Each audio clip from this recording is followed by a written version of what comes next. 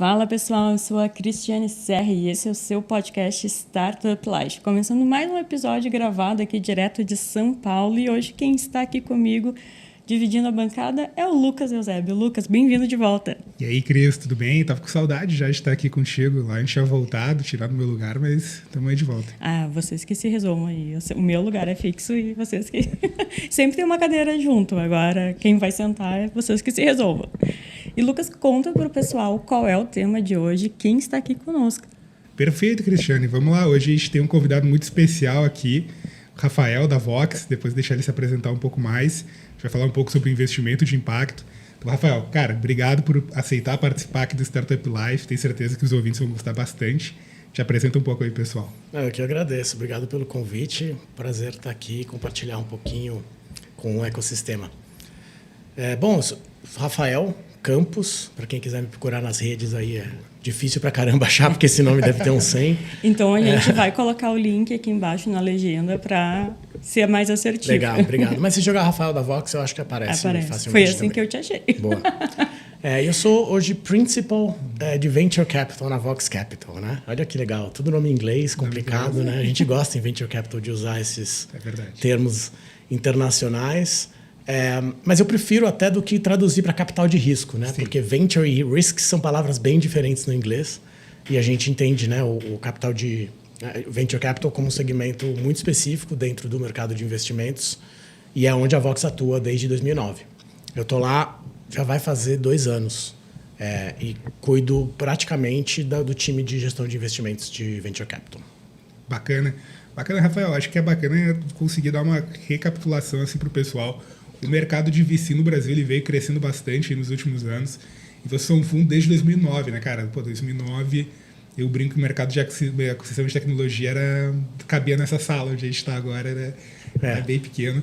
Eu queria que tu contasse um pouco pra gente como que foi esse início aí de vocês e se vocês sempre tiveram um pouco dessa tese de investir em empreendimento que realmente tivesse um impacto social, porque eu imagino que isso em 2009 devia ser uma agulha no palheiro, né? Devia ser bem difícil encontrar. Então eu queria que você comentasse um pouco de como era lá no início, para depois a gente chegar no agora, que com certeza tem um mercado muito grande aí pela frente. Legal, vou contar um pouco as histórias que eu conheço também, escutando, né, dos sócios fundadores da Vox, porque acho que quando a Vox começou, nem existiam esses termos, né? Exato.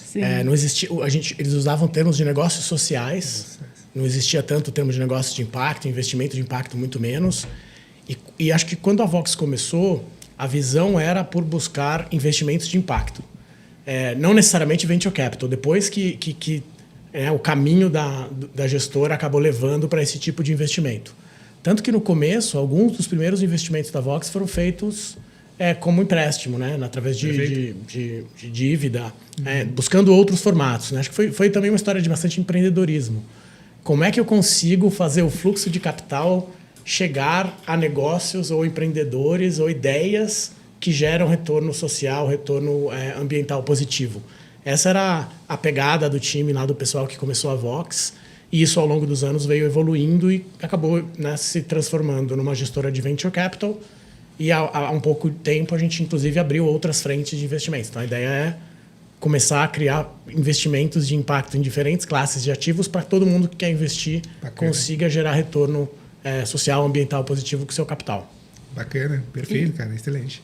E dando seguimento aqui à nossa conversa, eu acho que é um ponto importante para a gente aprofundar mais a nossa conversa, o nosso bate-papo, a nossa discussão, é explicar para o pessoal que está ouvindo e assistindo o que é um investimento de impacto. Boa. Aquele que intencionalmente procura gerar retorno social e ou ambiental positivo, além do retorno financeiro. Então é legal que essa frase ela tem alguns elementos. O primeiro é intencionalidade. Né? O investidor de impacto, assim como o empreendedor de impacto, o motivo pelo qual ele faz aquele investimento, né? Ou olhando pelo lado do empreendedor, o motivo pelo qual o negócio existe, o motivo pelo qual ele criou aquela empresa, aquela startup, aquela solução, é para gerar retorno social e retorno financeiro, ou retorno ambiental e retorno financeiro. Então, acho que a intencionalidade é o primeiro ponto que diferencia os investidores de impacto. E o segundo é ter retorno financeiro na mesma linha do que impacto social e impacto ambiental. Principalmente nos mercados emergentes, como no Brasil, na América Latina, a gente entende que os problemas sociais são tão grandes, e agora, né, a gente vê uma agenda climática muito grande falando também de problemas ambientais. Eles são tão complexos e tão grandes que se você tem uma solução que endereça bem um problema social ou um problema ambiental, e você atende às demandas daquele público e tem um modelo de negócio que gera retorno, o potencial de escala disso é enorme, porque os problemas são muito grandes, né? Sim. Então, geralmente, a gente fala de áreas áreas básicas da economia, como saúde, educação, inclusão financeira, empregabilidade. Né? Então, são áreas onde você tem mazelas enormes nos mercados emergentes. Então, as startups que conseguem gerar acesso e gerar soluções que democratizem acesso a serviços nessas áreas acabam tendo um grande potencial de escala. Por isso que a gente não abre mão do retorno financeiro pelo impacto, ao contrário. As startups que geram mais impacto geralmente são as que geram mais retornos para os investidores também. Perfeito. Eu até ia trazer um case de vocês mesmo que eu estava lendo. Eu não vou lembrar o nome da startup agora, que vocês tiveram um delta, acho que de 10 vezes, né, o exit do investimento. E acho que foi mês passado, um pouco antes, acho que a CEO da BlackRock do Brasil, ela até comentou que eles têm dificuldades na classificação de ativos de ter um mesmo nível de investimento quando eles colocam a palavra ESG dentro do ativo. Porque ainda realmente tem esse ponto que você comentou. Cara, se eu investir em um ativo que ele é ESG, será que isso vai ter o mesmo retorno ou vai ter um retorno menor, né, por algo que vai ser privilegiado? Então você foi muito feliz ali que você comentou, além, né? Então eu tenho um impacto social, mas também além do financeiro. Mas o financeiro ele também não é deixado de lado, né? Eu queria que você trouxesse um pouco desse último case aí que vocês tiveram. Não, legal. Existem classes de ativos que, né, são mais filantrópicos. E tem um espaço para eles enorme também. A gente precisa investir em fomento de soluções que talvez ainda não geram retorno financeiro positivo. Mas em Venture Capital a gente entende que tem um espaço enorme para investir em startups que vão gerar os dois. Perfeito. Tá? E aí, eu não sei se é bem esse exemplo, mas a gente teve uma saída parcial de uma empresa do portfólio chamada Cellcoin, que teve um múltiplo parecido com esse aí de 10 vezes. E a Cellcoin é uma empresa muito bacana. Muito antes do Open Banking, eles criaram um aplicativo de correspondente bancário, onde qualquer pessoa poderia virar praticamente uma agência bancária espalhada no Brasil afora. Então, provavelmente, quem está ouvindo o podcast, a gente aqui em São Paulo, está super acostumado, né, a usar o aplicativo do banco para tudo há muito tempo. Mas no interior do Brasil não é assim, né? Antes da pandemia, tem um dado que mais de 60% das contas de luz eram pagas com dinheiro na boca do caixa. Perfeito. Então, você imagina quem mora no interior lá do Piauí e não tem uma agência bancária na cidade. Ele tem que pegar um ônibus, esperar 1 hora para chegar na próxima cidade. Então, você já perdeu tempo, né? Muitas vezes essas pessoas são empreendedoras também, são microempresários individuais. Então, o tempo dela é o que gera renda. Então, ela deixou de gerar renda para ter que ir no banco. Pegou uma fila, pagou ainda o ônibus, né, a condução, para ir lá simplesmente pagar uma conta. Né? Ou, hoje em dia, mais importante talvez ainda, para colocar recarga no seu celular. Né? Imagina isso na Amazônia, onde você faz isso para o barco, né? E o barco passa uma vez na comunidade ribeirinha por dia, talvez tem algumas que passam uma vez a cada 3 dias. Então, toda a tua programação é simplesmente para você pagar uma conta, um serviço tão simples. Né? A Cellcoin criou um aplicativo onde qualquer pessoa poderia virar um agente bancário e prestar esse serviço para o vizinho. Ela acabou pegando mais a veia de empresários regionais. Então, na lojinha de frutas do bairro, consegue pagar uma conta. O dono da loja acaba utilizando o aplicativo, né? Ele se oficializa, se torna um agente ali bancário, quase como uma lotérica em alguns bairros populares, mas né, você vai além da onde nem a lotérica chega. E aí o agente ali da Cellcoin presta os serviços financeiros para a população da região. E a contrapartida primeiro, ele tem um pequeno retorno, né? Ele ganha um FII em cima das transações, mas ele também gera fluxo para a própria loja dele. Né? Então, se ele é uma loja de materiais de construção, você passou lá para pagar a conta, mas você acabou comprando uma lâmpada para sua casa. Sim. Né? Então, é um aplicativo que tem várias esferas de impacto social. Né? Tem uma melhoria de qualidade de vida, gerando inclusão de serviços financeiros para o usuário, e tem geração de renda extra para o próprio agente. E aí o app cresceu muito. Inclusive, né, como eles criaram essa infraestrutura bancária para conectar com as redes de utilidades, né, então você consegue pagar a conta de praticamente todas as distribuidoras de energia do Brasil, rede de gás, internet, você consegue carregar celular e uma série de outros serviços. Essa conexão, né, que é um API que a Cellcoin criou, eles acabaram vendendo isso para outros bancos também. Então, eles têm duas linhas de negócio. Né? Por um lado, eles fazem ainda o aplicativo, né, que está lá na ponta, sendo utilizado para o consumidor, mas eles também vendem infraestrutura bancária para mais de 200 fintechs. Tá? Então, assim, Cita uma aí que provavelmente está usando, né, os serviços da Cellcoin, o encaramento da Cellcoin como serviço bancário. E aí a empresa cresceu bastante. Sim. Desde que a gente entrou, a gente fez uma saída parcial, a gente ainda tem boa parte da nossa Sim. participação na empresa, mas só essa transação já gerou retorno de 80% de todo o capital que o fundo tinha investido. Perfeito. Tinha captado, na verdade. Perfeito. Então os investidores do fundo já tiveram uma oportunidade de liquidez boa aí. E com certeza na transação final, que deve vir aí mais para frente, vai ser um caso de sucesso que a gente vai poder contar bastante. Com certeza. Eu acho muito interessante, eu até estava discutindo isso a nível... Acho que era até a nível acadêmico, puxando um pouco para o advogado entender de mim. Se não me engano, acho que é no artigo até 116, 17 da LSA, que é a Lei de Sociedade Anônima, tem um artigo muito legal que fala da responsabilidade da empresa quando ela vira uma empresa de capital. Ela tem uma responsabilidade não só com os acionistas, com os colaboradores, com a comunidade em volta, né? Então, e ainda lá diz expressamente com o ambiente que ela está também inserida. Então, acho que é muito bacana quando você traz isso, porque... Na prática, eu vejo que isso vem mudando. Então, cara, parabéns aí pro presidente da Cellcoin, achei muito bacana. É um exemplo bacana mesmo. Temos bastante orgulho desse pessoal. E com certeza vão crescer ainda mais agora com 5G sendo implementado em todas as áreas. Né? Tem muita tendência. 5G implementado em vários lugares, o próprio Pix, né, que é uma forma de transação mais barata, que eles também já utilizam. Então tem espaço ainda para frente. E quando tu falou da banquinha de fruta fazendo essas vezes de banco, assim, de correspondente bancário, eu fiquei pensando até na questão do Pix Troco e Pix Saque. Exato, que são tecnologias novas que estão chegando e podem fazer parte dessa rede também, né? Vão gerar ainda mais inclusão. E outra pergunta aqui que a gente deixou preparada, ainda em relação nessa parte assim, né, da gente estar conceitual, se existe diferença entre investimento de impacto e ESG. Existe. E assim, eles são bastante complementares. Uhum. Mas a gente entende o investimento de impacto muito ligado ao que a empresa faz. Enquanto o ESG é mais o como a empresa faz. Então, o negócio de impacto, quando a gente fala de um negócio de impacto, o impacto social ou ambiental é o core business da empresa. A empresa nasceu para resolver aquele problema. O fim da existência dela é resolver um problema social ambiental. Uhum. Já o ESG é muito mais sobre a cadeia e os stakeholders, né? Como o Lucas mencionou. Como que a minha relação com todos os meus stakeholders, seja ele não apenas o acionista, né? Mas também as comunidades onde eu atuo, a minha própria equipe, né? Então, são as questões de governança e diversidade dentro da minha própria estrutura de empresa, e o meio ambiente, né? Tendo aí o planeta como stakeholder, para citar alguns exemplos aqui. Então, um exemplo que eu gosto de dar, que acho que é bastante ilustrativo, é assim, imagina uma empresa que fabrica bebidas. Tá? Ela é uma empresa, o fim dela é fabricar bebidas, ela não é uma empresa de impacto. Sim. Só que ela utiliza água e ela provavelmente despeja água. Então, ela tem uma preocupação muito grande, usando esse exemplo apenas, ambiental, em como eu vou garantir que eu não vou acabar com os recursos disponíveis. Então, eu tenho que ter uma sustentabilidade no uso da água e que eu mantenha a água limpa, né? Então, tratar afluentes, etc. Então, essa empresa ela é uma empresa que ela pode ter preocupações ESG. Se ela contratar uma startup que especificamente trata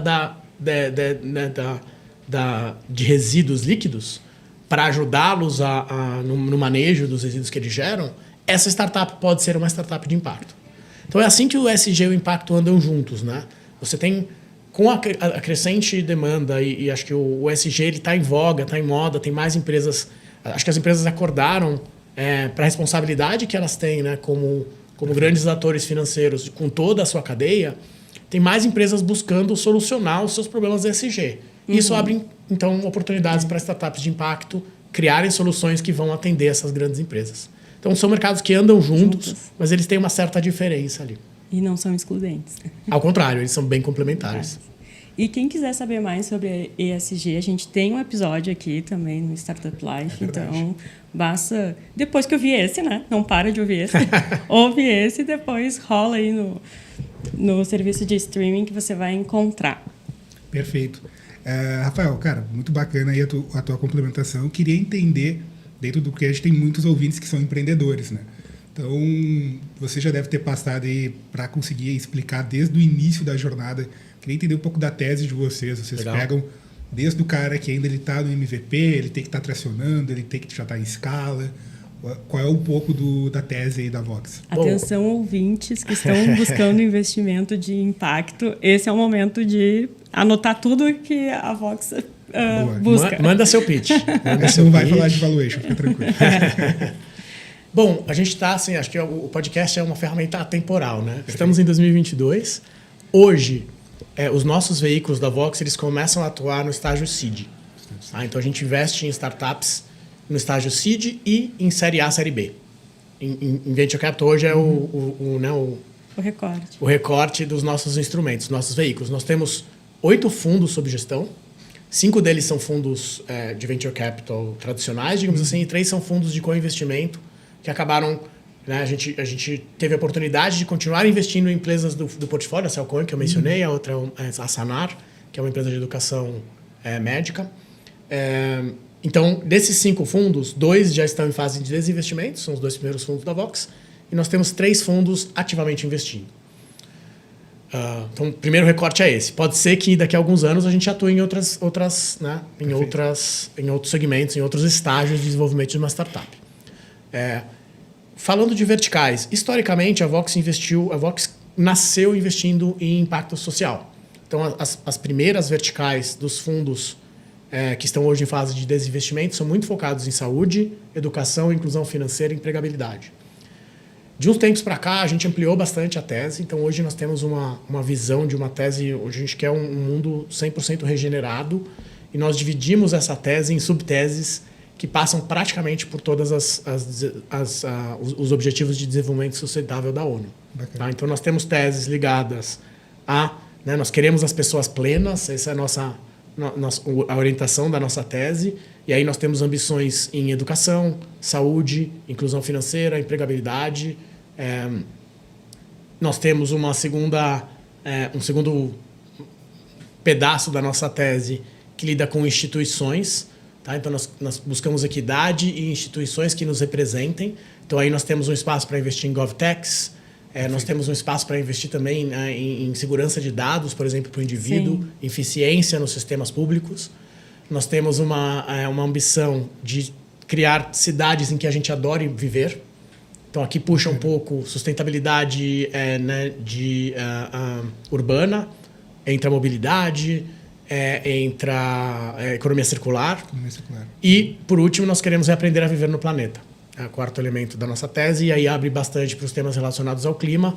Aqui entra florestas e uso do solo, energias renováveis em geral, entra a agricultura sustentável, nossa relação em geral com o meio ambiente, um pouco também de economia circular e gestão de resíduos, por exemplo. Então, assim, é uma tese bastante ampla, que atua desde o cheque seed até uma rodada série A, série B, como o primeiro cheque, e a gente tem estratégias para fazer o follow-on para as empresas do portfólio que crescem.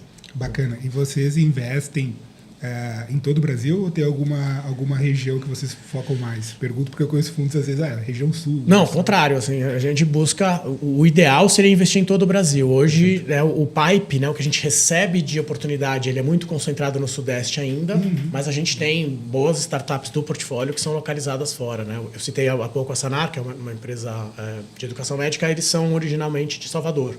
Tá?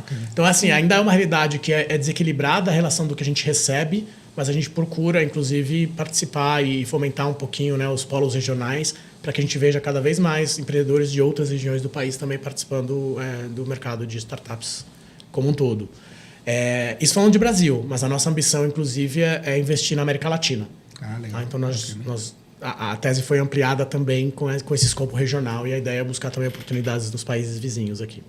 Que também precisam bastante, né? Também são ecossistemas diferentes, né? Então, existe não é simplesmente replicar o que a gente faz aqui. Os problemas em alguns são parecidos, mas cada mercado tem características muito diferentes. Sim. Então, a gente tem um cuidado, né, nessa atuação com países que não são nossa base de origem. Sim. E, por isso, tendencialmente, a gente investe em estágios um pouquinho mais avançados fora do Brasil. Já em Série A ou Série B. Em semente, a gente... possivelmente... Fazendo algum tipo de follow. E com parcerias com fundos regionais, com fundos locais, ou a gente busca, inclusive, criar alguns venture partners nos principais mercados. Perfeito. Bacana. Eu não tem como fugir dessa pergunta não tem como, cara. Queria te ouvir um pouco veio, né? O pessoal fala, uns têm uma opinião, outros não. A gente gravou aqui recentemente também sobre isso, falando sobre o mercado de investimento recentemente, né? Que teve um impacto. E eu vejo que as empresas de economia circular, de economia de impacto, estão indo por um caminho diferente. Eu queria te ouvir, cara. Vocês sentiram isso? Como é que está a captação de vocês aí? Está aberto? Como é que está agora?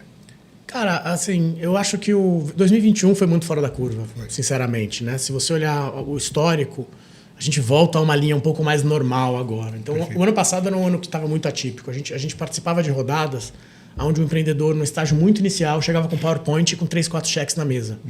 O que não é saudável, para mim, na minha opinião, para os dois lados, sabe? A diligência, ela é uma construção também, né? A discussão de um empreendedor com fundo ou com uma rede de anjos, quem seja, ela ajuda a construir e você acaba tendo um feedback para você ajudar a construir os próximos capítulos do seu negócio. Então, as rodadas muito rápidas, muito competitivas que estavam rolando. De micro-ondas, algumas rodadas. A gente sentia que poderiam não ser necessariamente benéficas, inclusive para os founders. E isso agora ficou um pouco mais equilibrado de novo, né? A gente consegue ter 3, 4 conversas, fazer as análises necessárias, conversar com referências, ou seja, seguir o fluxo normal de venture capital. Então, eu acho que historicamente assim a gente não está...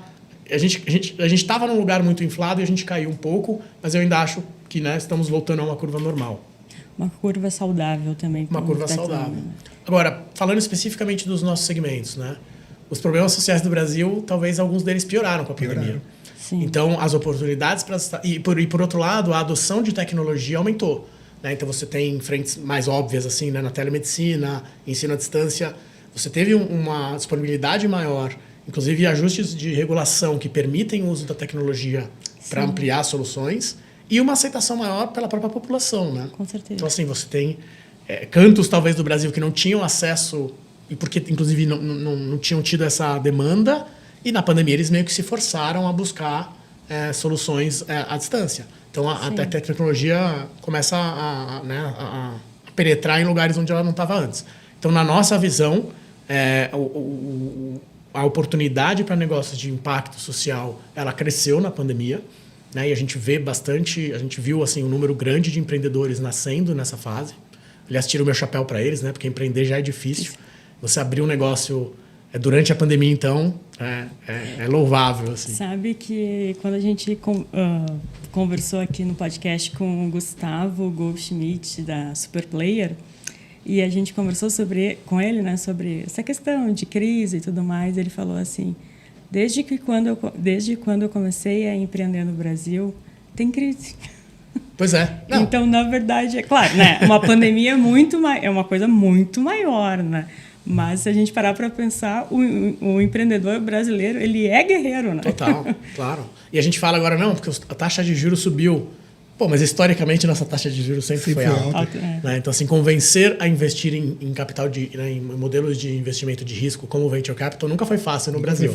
Estava na moda no ano passado, estava mais fácil, concordo. Sim. Mas eu acho que numa linha histórica assim, não muda tanto. E, claro, os investimentos de Venture Capital eles têm um horizonte de tempo mais longo. Então, a gente fala, né, no ciclo de um fundo é de 10 anos. Sim. Então, normal desse ciclo, sempre vão ter oscilações da economia para cima ou para baixo. E essa é uma mais, assim. Então, a gente entende que isso é cíclico, faz parte do investimento. Mas, como eu falei, né, acho que os problemas eles se agravaram, infelizmente, em alguns pontos. As oportunidades por mudança de regulação e acesso à tecnologia aumentaram. E tem um terceiro elemento, que acho que é a maior tendência de todas, é a questão da mudança climática. Né? Que acho que o mundo acordou, o mundo de investimentos acordou nos últimos anos para isso. Você tem uma conjuntura de fatores que tem trazido muito capital para esses setores e para soluções que buscam, né, solucionar problemas relacionados ao meio ambiente. E isso abre uma porta nova, grande, e onde o Brasil e a América Latina têm uma importância significativa, né? Primeiro, por ter uma representatividade muito grande da agricultura nos seus negócios, mas também pelo desafio do desmatamento e, né, de manter as nossas florestas em pé.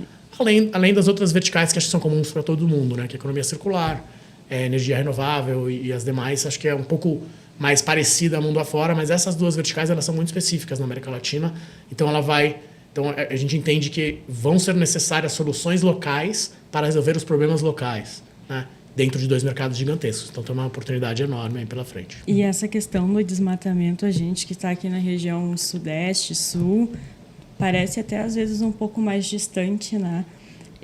Mas a minha irmã mais nova, ela mora em Manaus. E recentemente teve uma queimada muito grande na Amazônia, né? Um desmatamento muito grande. E ela disse que era impressionante a fuligem que ficava em Manaus mesmo, né? É triste. É triste e hoje, assim, né, a gente fala de áreas gigantescas. Exato. E é muito mais fácil para uma pessoa lá na região desmatar e utilizar um espaço como lavoura ou para pecuária do que você transformar a floresta em negócios que geram renda. Sim. Com certeza. É mais fácil, né? A barreira de entrada, digamos assim, de soluções para isso é menor. Por isso que a tecnologia tem um papel tão importante, e acho que o Venture Capital também, em ajudar a criar, né, ajudar a fomentar os empreendedores que estão criando soluções diferentes para utilizar, né, para manter a floresta em pé ou reflorestar e extrair valor dessa área. Né? E acho que tem vários modelos de negócio novos nascendo, é um tema super em voga, mas no Brasil, acho que nossa grande percepção é as soluções vão ter que nascer no Brasil, porque a gente tem que lidar, né, com as características de cada um dos biomas. É completamente diferente reflorestar na Amazônia do que no mangue, do que, né, no Pantanal, no Cerrado. Então, são muito específicas as soluções técnicas e os povos que habitam são muito diferentes também. Então, inclusive a relação agrária, a relação fundiária nas regiões é diferente, né? Como que é a estrutura de terrenos, de divisão de terras, documental e tudo isso. É bem complexo, mas quando tem um tema complexo na lupa do mercado financeiro, é natural que nasçam startups nesse segmento. Então, a gente está a gente está muito focado também em entender quais são os desenvolvimentos que vão surgir em torno, né, dessa expansão de negócios e serviços florestais, pensando nas startups que vão prestar serviço para esse novo segmento. E até força, entre aspas, o restante do setor, né? Por exemplo, setor agrícola, setor... me fugiu. Só veio o exemplo do setor agrícola. Florestal, a começarem a usar esse tipo de tecnologia, de ter essa mudança também até de conceitual, assim, né, da forma como fazia até então, não, peraí, vamos parar, não vamos desmatar, vamos fazer de outra forma. Então, eu também queria te perguntar sobre isso, sobre o crescimento desse mercado de negócio de impacto. Ele também aumenta a responsabilidade dos fundos de investimento? Eu acho que... Bom, vamos lá. Se aumenta a responsabilidade, eu acho que ela já é alta. Já é alta. Mas, claro, né, eu acho que ao trazer novos atores, é importante que a gente mantenha um pouco da disciplina do investimento de impacto. Porque acho que o desafio adicional do desenvolvimento de impacto é que o impacto tem que estar na mesa de tomada de decisões. Então, nós trabalhamos, nós como fundo, nós temos uma área de gestão e mensuração de impacto que apoia as investidas para acompanhar o impacto almejado durante a vida, né? Porque você se propõe, né? Você tem a intencionalidade de gerar impacto. De alguma forma, a gente tem que tentar medir isso, entender se está gerando e adaptar o voo. Assim como resultados financeiros, né? Você tem lá os seus indicadores, você planeja atingir certo nível de faturamento, certo nível de resultado, e você vai ajustando o seu plano conforme as coisas vão acontecendo. No impacto é parecido. Tá? Então, a gente tem um trabalho importante de gestão e mensuração de impacto, e isso é uma premissa também para quem quer empreender na área. Assim, você tem que estar disposto, né, a colocar impacto na mesa de decisão, a trabalhar com proxies de indicadores que permitam que você faça uma gestão e acompanhamento do impacto gerado. E eu tenho um case, até para citar disso que vocês estavam conversando, fizemos um merchan aí, cliente nosso, muito bacana. O pessoal da Nice Planet, é legal, depois pesquisa, Rafael. Legal. Eles têm um case de monitoramento sobre o desmatamento da Amazônia. O cliente final deles, basicamente pecuário, frigorífico, mas basicamente é o frigorífico que não quer ter o seu gado em áreas de desmatamento. Então, eles conseguem traquear tudo, cara, via blockchain e saber, cara, aquele gado veio de área que não é desmatada ou veio de área desmatada. Então, é bem interessante o produto deles e eles trabalham justamente na Amazônia. O Jordan, que é o CEO, abraço para ele, é ali de Manaus, ali do Amazonas, e, cara, eles vêm crescendo num ritmo impressionante. Eu linko isso, cara, eu vejo muito, a gente atende muito também empresa, principalmente da parte às vezes de economia circular, trabalha com a parte de reciclagem, outras muitas que estão nascendo agora. Eu vejo que teve um boom por causa da regulamentação também de energia solar. Então, a gente está, cara, a parte de energia solar vem explodindo, pelo menos eu venho vendo aqui no mercado muitas startups voltadas para a parte de energia. E eu queria te ouvir um pouco justamente sobre isso. O que mais vem chamando a atenção de vocês aí nos últimos meses em questão de growth, em questão de novos modelos? Boa. Eu acho que você tocou duas áreas que são bem focais mesmo. Eu vou falar energias renováveis como um todo, para não falar só do solar, né? Mas existe um desafio em você trazer para quem mora nos grandes centros urbanos o acesso a fontes de energias renováveis. E tem muitas startups trazendo modelos de negócios para isso. Né? Então, você não necessariamente precisa ter um coletor solar no seu telhado ou uma turbina eólica no seu quintal para você, né, gerar e consumir a própria energia renovável. Existem diferentes modelos de negócio que estão viabilizando através de marketplace ou através de condomínios, né, que distribuem a energia gerada pelas usinas para usuários em outras regiões. Perfeito. Tá? Então, essas soluções que viabilizam acesso a energias renováveis é uma tendência clara, principalmente aí nesses mercados de América Latina, principalmente no Brasil. A gente vê esse crescimento nos últimos anos e tem várias startups já com soluções muito legais, extremamente funcionais, gerando realmente, né, uma redução da pegada de carbono do setor de energia e acesso para quem quiser. Tá? Então, essa é uma tendência clara. E uma segunda, falando de economia circular também. Né? A gente entende que várias cadeias de suprimento, por muito tempo, eles fizeram um mínimo esforço, né, na circularidade dos seus negócios. E acho que é uma combinação de demanda e pressão da sociedade, de entendimento da responsabilidade das próprias cadeias, disponibilidade de tecnologia, né, e de rastreabilidade dessa cadeia. Você consegue enxergar mais o tamanho do problema hoje em dia. Então, é uma série de fatores, inclusive legislação. Né, a gente tem a Política Nacional de Resíduos Sólidos e algumas legislações sendo regulamentadas. Então, é uma convergência de fatores que pressiona esse setor e a gente vê uma enxurrada de startups nascendo para resolver esses problemas. A gente investiu em uma, inclusive, de economia circular, que é um case bem fora da caixa. Assim, é o óbvio que você fala, caramba, não tem ninguém fazendo isso ainda. Né? Mas, para vocês terem uma ideia, o Brasil tem uma frota de...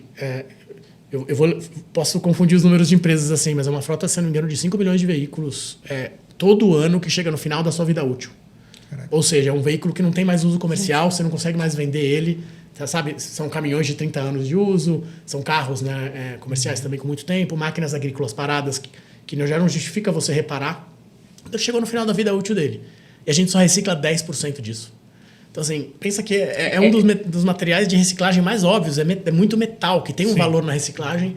E a gente, como país, só consegue reciclar 10% disso. Eu vou te dizer que eu nunca tinha pensado o que ia acontecer com os carros. Pois é. Onde eles vão parar? Eles vão parar em um aterro, né? Então, fica lá... Poluindo o solo, exato. Porque aí você tem as baterias que vazam, né? Você tem óleos e outros componentes que acabam deteriorando. A própria borracha, com o tempo, vai acabar, né, indo para o lençol freático, enfim. É um problema considerável, assim, que a gente não conseguiu ainda se organizar como sociedade. O Japão recicla quase 90%, a Europa e Estados Unidos acima de 80%. E, além de tudo, é um produto que tem valor, sabe? Então, o desafio parece simples, mas a gente não conseguiu fazer ainda. E a Octa, que é um marketplace de economia circular no segmento automotivo, a gente investiu neles no começo desse ano e eles vêm crescendo bastante, né, exatamente com esse apelo. Eles conectam o frotista, então quem tem carros em final de vida útil, com os desmanches legalizados. Então você consegue, né, gerar um mercado. O marketplace literalmente um mercado, né? E as pessoas precisam ter um lugar de troca, né? Então a proposta deles é relativamente simples, mas ela soluciona essa falta de acesso que um lado e o outro do mercado tinham.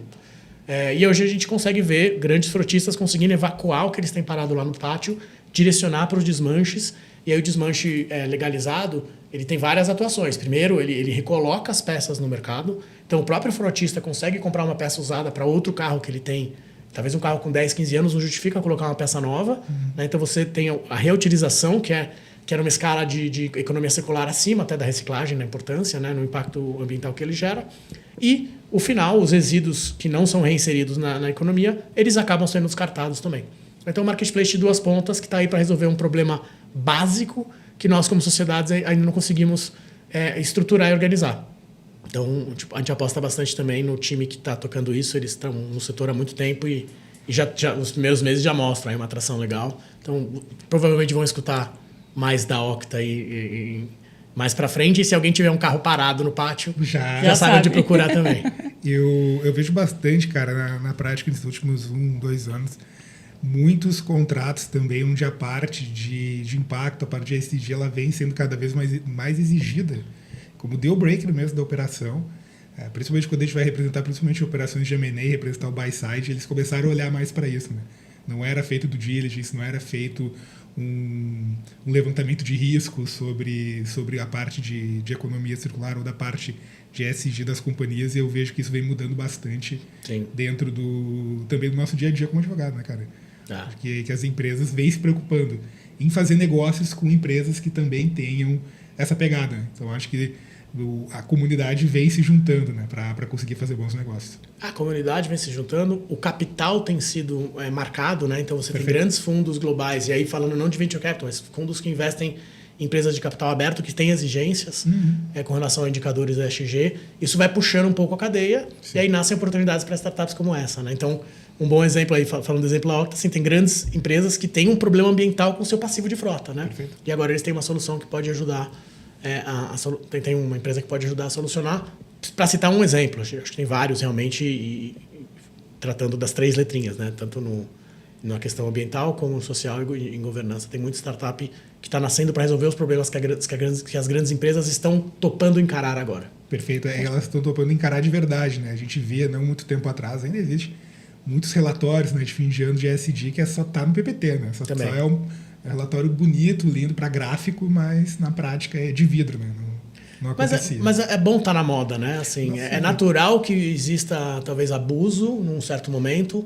Acho que os próprios mercados estão tentando se estruturar para regularizar isso. Então, né, a SEC nos Estados Unidos, a B3 aqui no Brasil, eles estão buscando formas de delimitar o que é, né, criar. Acho que a gente vai nascer uma métrica, assim como a gente tem hoje FRS, GAP internacional para finanças. Em breve a gente vai ter algo parecido para questões relacionadas a ESG. Acho que a gente está caminhando nessa direção. E aí toda a energia colocada nesse setor a gente vê como muito positiva.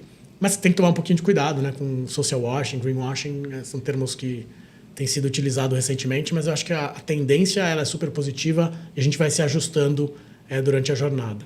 E para finalizar a nossa conversa, que tá boa, a gente iria até mais tarde, mas a gente... barato. Perdi a noção de tempo aqui. É porque depois o pessoal da edição me cobra. Eles já falaram, vocês falam demais, tem que diminuir o tempo de podcast. Você pode fazer o podcast, coloca 2 vezes, né? Parte 1, parte 2. Parte 1, parte 2, é uma boa também. Não, eu estava me referindo assim, coloca na velocidade 1.5 ou 2, e aí cabe mais conteúdo. É verdade, também. Na tua visão, quais são as tendências para o futuro desse mercado? Olha, assim, visão utópica lá na frente, a gente vai parar de usar o termo investimento de impacto, porque todo investimento vai olhar para impacto. Né? Hoje a gente olha só para risco-retorno quando a gente olha investimento, e a gente vai passar a olhar risco, retorno e o impacto socioambiental que eu estou gerando. Né? Então, todos nós aqui, como investidores, se você investiu R$100 numa ação na bolsa, o que esse pessoal faz com esse dinheiro? Para onde esse dinheiro vai? Eu acho que a próxima geração ela é mais crítica com tudo, né? Desde onde eu quero trabalhar, o que eu quero fazer da minha vida, e também os investimentos. Né? Conforme essa geração vai acessando mais o mercado de capitais, a gente tem uma visão muito positiva assim, de lá na frente. Assim, a Vox não vai mais precisar existir porque todas as casas de investimento vão ser investimentos de impacto. Acho que essa é a visão longe. Num prazo um pouco menor, eu acho que é mais atores atuando junto nesse desenho de ecossistema. Né, a gente ampliar um pouquinho o tipo de investimento de impacto que está disponível. E aí passa, né, não só pelo tipo de veículo, mas também tamanho de bolso, para que quem quiser investir R$100 mil consiga investir em investimento de impacto. Acho que essa é uma visão assim de... Big picture. Big picture. Agora, olhando especificamente assim, para verticais agora, né? Poxa, é difícil imaginar uma dessas que eu citei na nossa tese que não está extremamente... em voga, né? A gente tem pressões muito fortes para a educação, saúde e inclusão financeira de boa parte da população que ainda não tem acesso a serviços básicos financeiros bancários. Então, essas 3, né? Essa tríplice, esse trio que sempre fez parte da história da Vox, eu acho que continua, mas talvez assim, para o próximo ano, para os próximos 2 anos, eu acho que uma tendência grande são as questões relacionadas a clima. Como a gente falou, boa parte do podcast aqui foi para isso. E há 2 anos talvez não teria, assim, né? Com então, certeza. Eu acho que hoje a gente vê uma congruência de fatores também que leva a um aumento na disponibilidade de capital para esse setor. E quando tem capital e tem problemas para serem resolvidos, é natural que os empreendedores também comecem a aparecer. E a gente vê muita gente boa, com propostas muito claras, soluções muito compelling, né? Assim, soluções que fazem sentido para o planeta e fazem sentido investir nascendo. Então, acho que esse vai ser um campo bem fértil de startups. Só um ponto eu vejo muito, você falou dessa nova geração que vem também querendo se relacionar com empresas que tenham também essa preocupação. Você já está um exemplo bobo, estava conversando com uma colega minha que ela é bem nova, ela perguntou, Lucas, quanto será que gastaram de água para fazer esse celular? Quanto será que gastaram de água para fazer esse relógio? Quanto gastaram de água para fazer esse copo? O pessoal veio se preocupando justamente não apenas com o fator financeiro, mas, cara, quanto será de impacto que teve para consumir isso que eu estou consumindo, sabe? Quanto impacto eu estou causando. Exato. Eu acho que em breve, assim, a gente tem, fazendo mais um jabazinho aqui, né? A gente tem uma investida nossa chamada Nude, que é uma empresa que substitui o leite por produtos de origem vegetal. Bacana. Né? Hoje, né? Provavelmente estamos falando de um portfólio de produtos maior ainda mais para frente. Mas eles começaram uma iniciativa que é Mostre a Sua Pegada. Né? Que todo produto deles, eles falam qual foi a pegada de carbono. Né? Eles fazem um trabalho bem amplo, assim, complexo, para entender qual foi a pegada de carbono para eu gerar 1 litro de leite vegetal. E eles têm essa chamada, né? Mostre a sua pegada, né? Assim, tipo, realmente... todo mundo está... Começar a medir é um primeiro caminho para você depois reduzir e eventualmente zerar. Né? E a gente precisa zerar as emissões realmente para a gente não gerar um desastre climático. Então, eu acho que a próxima geração está muito mais conectada com esse problema, felizmente. E acho que conforme eles vão chegando na força de trabalho e também no mercado de investimentos, a pressão só vai aumentar. Né? Então, é uma tendência muito positiva que vai crescer. E com essa Cris, esperança, me segura, né? senão eu vou ficar aqui fazendo mais perguntas. Pode fazer mais uma, então, deixa. Não, é só reforçar isso mesmo, porque que o Rafael falou, porque isso tu acaba pegando, se tu não mede, tu não tem como tomar nenhum tipo de decisão. E tu acaba pegando na ferida mesmo do indivíduo, né? Porque às vezes ele se coloca numa posição que eu não poluo tanto, as indústrias, eu acabo não tendo um papel tão relevante. Mas a partir do momento que tu consegue ver qual o impacto tu está causando dentro dos recursos, a figura começa a mudar um pouco, né? Então, cara, acho que isso faz toda a diferença. Total. Não, o poder do consumidor, né, do indivíduo é muito grande. Então, assim, se todas as suas decisões começam a ser pautadas nesse tipo de clima, você pressiona, né, que a empresa também direcione. Né? A gente já vê isso em vários exemplos assim, de coisas socialmente que eram inaceitáveis hoje para a nova geração e que até pouco tempo atrás as empresas faziam. Se você pegar propagandas, né, da década de 80 e mostrar para a galera de hoje, o pessoal vai falar, mas como assim, né? Vocês utilizavam esse tipo de figura de linguagem? Como que vocês utilizavam? Mas até início dos anos 2000, as propagandas, por exemplo, de marca de cerveja. Pois é, então, assim, os exemplos do que era comum naquela sociedade não são mais hoje, né? O Daniel Iso, lá, os fundadores da Vox, ele brinca assim que daqui a pouco investir ser impacto vai ser que nem andar no carro sem cinto de segurança, sabe? Que nem fumar dentro de um restaurante e jogar bituca no chão. Hábitos que nossos pais tinham. Meu pai fumava em avião, assim, sabe? E a gente do lado, assim. E era normal naquela época. Hoje em dia é impensável, né? Você andar num carro sem cinto de segurança era normal. Eu já viajei no bagageiro de Belina, lá, 3 crianças soltas.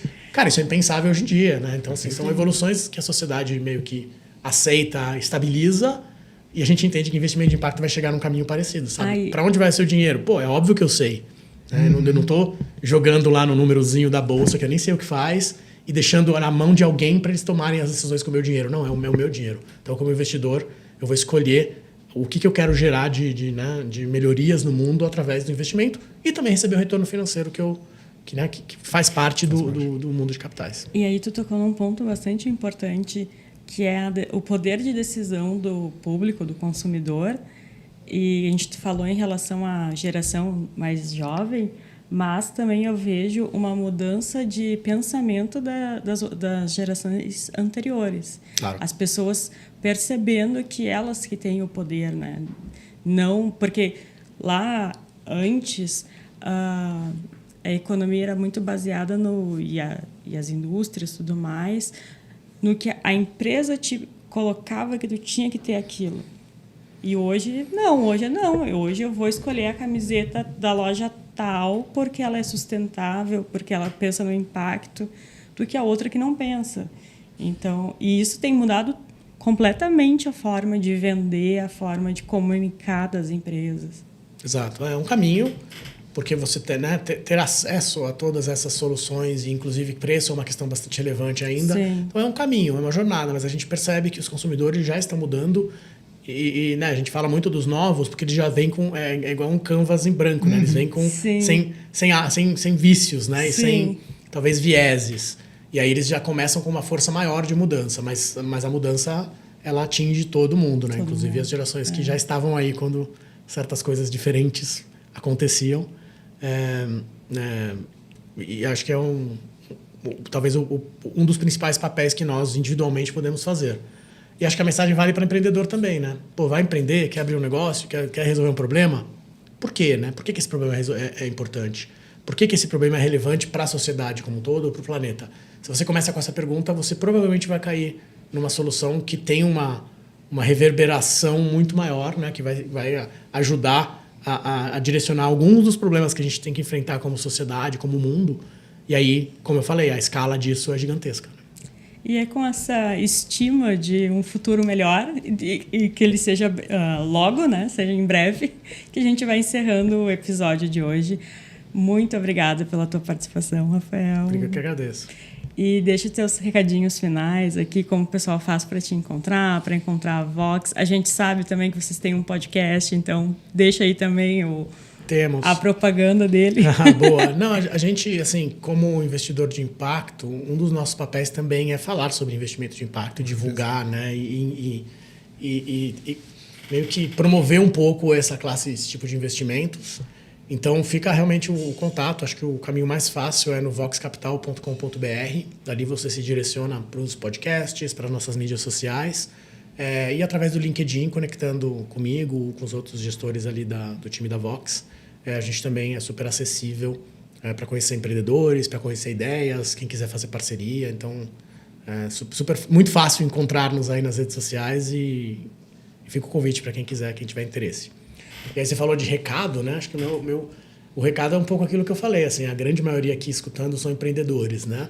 Então, acho que o meu convite é, você está pensando em criar um negócio, está começando a construir uma empresa, coloca o porquê no centro, né? Por que você quer resolver esse problema? Não é porque dá dinheiro, não é porque é uma oportunidade de mercado apenas, né? Tem que ter um modelo de negócio sustentável, escalonável e todas aquelas... A nossa avaliação de startups, ela passa por todos os critérios que um fundo de venture capital investe. Mas uma pergunta adicional é por que isso é relevante para o mundo hoje? Sim. Se você começar com essa pergunta, acho que você entra numa esfera de soluções que fazem sentido e a gente já nota que o capital está caminhando para apoiar esse tipo de soluções. Então, acho que tem um futuro próspero aí também como empreendedor para quem resolver apostar nisso. Tá certo, então. Muito obrigada. Lucas, muito obrigada também pela tua participação. Volte. Voltarei. E aos nossos ouvintes e quem está assistindo também pelo YouTube, muito obrigada por mais uma companhia e até o próximo episódio. Tchau!